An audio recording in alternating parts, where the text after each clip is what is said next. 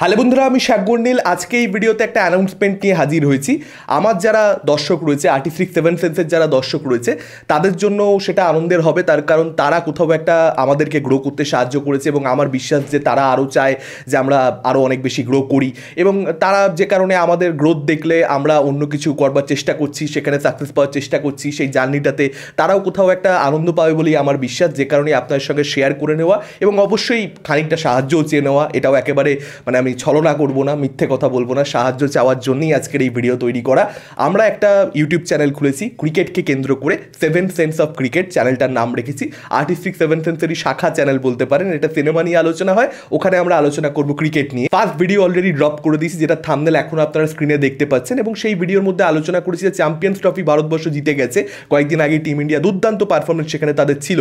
এবং সেটার পরবর্তীতে কোন কোন প্রশ্নগুলোর উত্তর 2027 ওয়ার্ল্ড কাপ জেতবার জন্য খুঁজে বের করতে হবে টিম ইন্ডিয়াকে, অর্থাৎ গৌতম গম্ভীরকে কোচকে, রোহিত শর্মা ক্যাপ্টেনকে এবং টিমের একজন প্রচণ্ড ভাইটাল প্লেয়ার বিরাট কোহলিকে, যে ডেফিনেটলি সব কিছুর মধ্যে ইনভলভমেন্ট রাখে বলেই আমার বিশ্বাস, এত সিনিয়র একজন প্লেয়ার। তো সেটাকে নিয়ে আলোচনা হয়েছে, একটু বড় ভিডিও হয়েছে।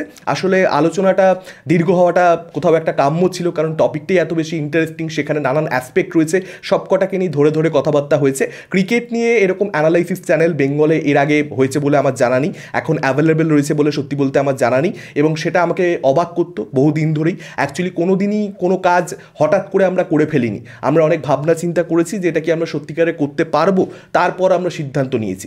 আজকে ঠিক করলাম 7 দিন বাদে চ্যানেল খুলে ফেললাম। ব্যাপারটা একেবারেই সেরকম নয়। আর্টিস্টিক সেভেন সেন্স চ্যানেলটাও আমরা অনেক আগে থেকে ভাবনা চিন্তা করেছি, তবে গিয়ে 2020 সালে ফেব্রুয়ারি মাসে খুলেছিলাম অ্যাকচুয়ালি। এবং এই চ্যানেলটার ক্ষেত্রেও তাই, বহুদিন ধরে ভাবনা চিন্তা, কয়েক বছরের ভাবনা চিন্তা, করতে পারবো কি করতে পারবো না, বা করা উচিত হবে কি হবে না, সব কিছুকে নিয়ে ভাবনা চিন্তা করবার পর আমার মনে হলো এটাই রাইট টাইম। সামনে আইপিএলও আসছে এবং এই সময় আমার মনে হয় যে ক্রিকেট নিয়ে মানুষের কোথাও একটা, বিশেষ করে যেহেতু বেঙ্গলে কোনো চ্যানেল নেই, আমাদেরকে ক্রিকেট নিয়ে আলোচনা দেখতে গেলে হিন্দি ভাষার পেছনে ছুটতে হয় বা ইংরেজি ভাষার পেছনে ছুটতে হয়, যেগুলো সমস্ত ইন্টারন্যাশনাল চ্যানেল রয়েছে কিংবা জাতীয় চ্যানেল যেগুলো রয়েছে, আকাশ চোপড়া করে, রবিচন্দ্রন অশ্বিন করে, হর্ষা ভোগলে করে, এছাড়াও অনেকেই করে যারা ক্রিকেটার নয় বা যারা একসময় হয়তো মেবি ক্রিকেট খেলতো কিন্তু সেরকমভাবে কিছু তারা ডোমেস্টিক লেভেলে করতে পারেনি, ফেল্ড ক্রিকেটার্স, এরকম অনেকে কিন্তু চ্যানেল করে এবং সেখানে তারা ক্রিকেট নিয়ে আলোচনা করে। এবং বিলিভ মি, এটা খুব একটা অনেকের কাছে দম্ভের কথা মনে হতে পারে, অহংকারের কথা মনে হতে পারে, কিন্তু এটা আমার কাছে কনফিডেন্স। আমি যেটাতে ভালো সেটাতে তো আমার বলতে কোনো রকম দ্বিধা নেই। আমি অনেক চ্যানেল দেখেই কথাটা বলছি। হর্ষা ভোগলে, রবিচন্দ্রন অশ্বিন, তারা অ্যানালাইসিস ভালো করে, ডেফিনেটলি ভালো করে, কিন্তু তাছাড়া ইন্ডিয়াতে ক্রিকেটের অ্যানালাইসিসের যা মান, বিশেষ করে এখন যে জায়গায় গিয়ে পৌঁছেছে, ক্রিকেটটা কমার্শিয়াল হয়ে যাওয়ার জন্য।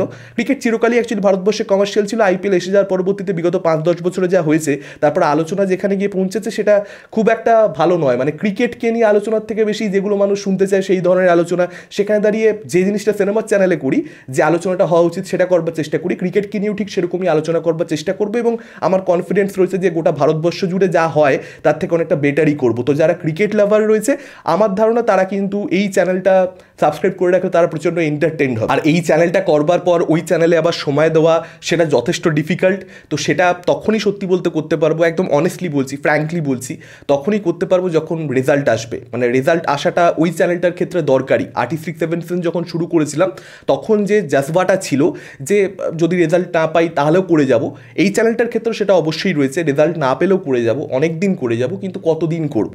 তো ওই চ্যানেলটাতে একটু তাড়াতাড়ি রেজাল্ট অ্যাকচুয়ালি এক্সপেক্ট করছি, যেটা দরকারি কোথাও একটা। কারণ এই চ্যানেলটা করার পরে না, আর্টিস্টিক সেভেন সেন্সে কতটা আমরা ধারাবাহিকতা মেনটেন করি, আপনারা সেটা আমাদের নিয়মিত দর্শকেরা খুব ভালো মতো জানেন। একটা দিনে কতগুলো ভিডিও হয়, সেটার পরে ওই চ্যানেলটা আবার করা, সেটা কিন্তু অ্যাকচুয়ালি নিজের উপরে প্রচণ্ড লেবার নেওয়া, আমাদের দুজনের উপরে প্রচণ্ড লেবার সেটার জন্য যাবে। এবং সেটা কোথাও একটা মেনটেন করে যাওয়ার জন্য, কন্টিনিউ করবার জন্য একটু সাপোর্ট আপনাদের থেকে চাই, যে কারণেই আজকের ভিডিও করা। আমাদের চ্যানেলের নিয়মিত দর্শকরা খুব ভালো মতো জানবে যে ক্রিকেট অ্যাকচুয়ালি আমাদের প্রথম ভালোবাসা, সিনেমা আমাদের দ্বিতীয় ভালোবাসা, সিনেমার আগে ক্রিকেট আসে এবং সেটা সবসময় সত্যি থাকবে বলেই আমার বিশ্বাস।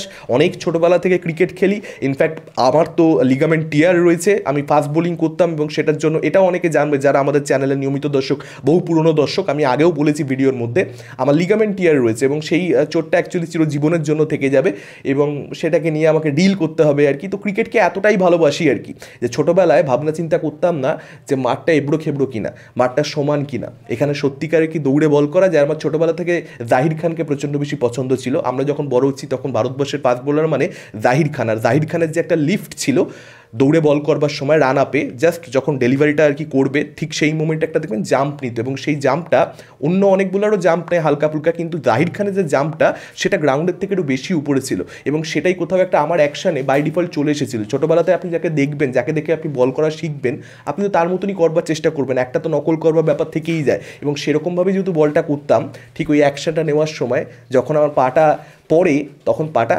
ঘুরে যায় এবং তারপর লিগামেন্ট টিয়ার, এবং সেটাকে নিয়ে এখনও যুঝছি। তো এতটাই ক্রিকেটের প্রতি ভালোবাসে এবং সেটাকে নিয়ে আমার কোনো ধরনের আফসোস নেই। আমি কোথাও একটা খুশি যে হ্যাঁ ঠিক আছে, মানে ক্রিকেট এতটা প্যাশনেটলি খেলেছি যে সেটার জন্য একটা দাগ চিরকাল শরীরে থেকে যাবে।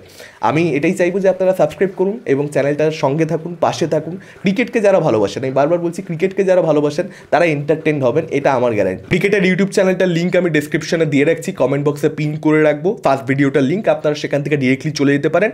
যারা ক্রিকেটকে ভালোবাসেন, যাদের এই ভিডিওটা ভালো লাগবে তারা সাবস্ক্রাইব করে সঙ্গে থাকুন। That's it. বাংলা সিনেমাকে ধ্বংস করে দিয়েছি, বাংলা ইন্ডাস্ট্রিকে ধ্বংস করে দিয়েছি, সমালোচনা করে করে এই রিভিউয়াররা শেষ করেছে, ঠিক আছে, আর্টিস্টিক সেভেন সেন্স শেষ করেছে। এর পরবর্তীতে ভারতীয় ক্রিকেটকে ধ্বংস করতে আসছি।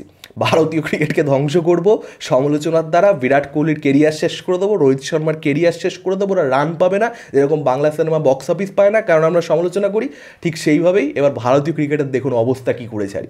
5 বছর শেষ করে দেবো। আপনাদের মতামত কি? সামনে আইপিএল, কতটা এক্সাইটেড আপনারা? আইপিএলে আপনারা কোন টিমকে সাপোর্ট করেন? যাবতীয় কমেন্ট করে জানান। আমি একটু দেখি আমার দর্শকরা অ্যাকচুয়ালি কোন ক্রিকেট টিমকে ফলো করে বা কোন ক্রিকেটারকে ফলো করে, ভালোবাসে কোন ক্রিকেটারকে, এবং আমি তো আইপিএল নিয়ে ভিডিও বানাবো, অবভিয়াসলি বানাবো। Thank you, tata.